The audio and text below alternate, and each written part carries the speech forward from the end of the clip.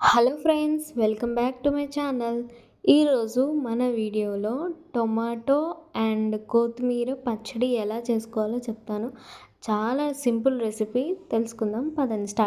First అయితే చిల్లీస్ని cut చేసుకొని బాగా వేయించుకోవాలి కొంచెం ఆయిల్ వేసి.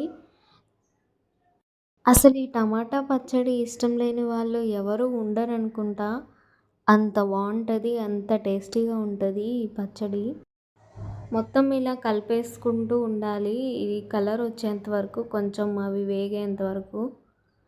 ఆ తర్వాత టమాటాలు వేసుకొని వాటిని మగ్గించుకోవాలన్నమాట. టమాటోస్ తొందరగా మగ్గడానికి కొంచెం సాల్ట్ యాడ్ చేస్తున్నాను. సాల్ట్ యాడ్ చేసిన తర్వాత మూత పెట్టేసుకొని ఒక 5 మినిట్స్ మగ్గించుకుంటే దాని తర్వాత ఇలా వస్తుంది.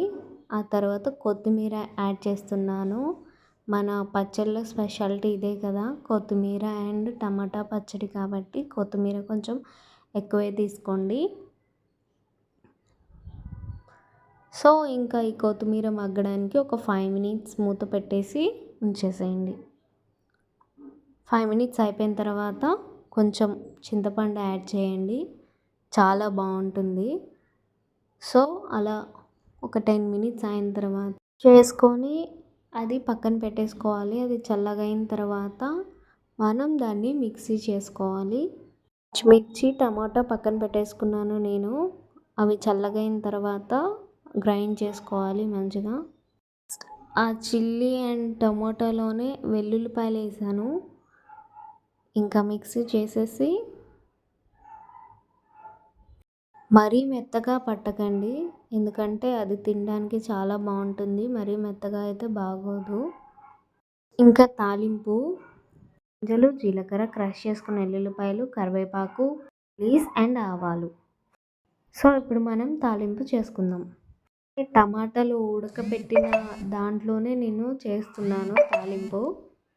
మళ్ళీ వేరే గిన్నెలో ఎందుకు అని చెప్పి ఆయిల్ వేసి అది కాగిన తర్వాత ఆ తాలింపుకి కావాల్సినవి అన్నీ అందులో వేసేసి తాలింపు పెట్టేసుకుంటే మన పచ్చడి రెడీ అయిపోతుంది.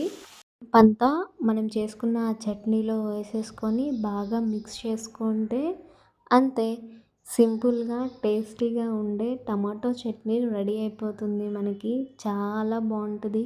చట్నీ దేంతో ఉన్న పేరప్ చేసుకొని తినచ్చు. రైస్లలో అండ్ ఇడ్లీలో, చాలా టిఫిన్స్లో, చపాతీస్లో వేసుకొని తినచ్చు. చాలా బాగుంటుంది.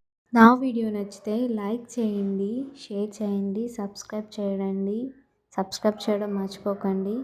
Bye friends.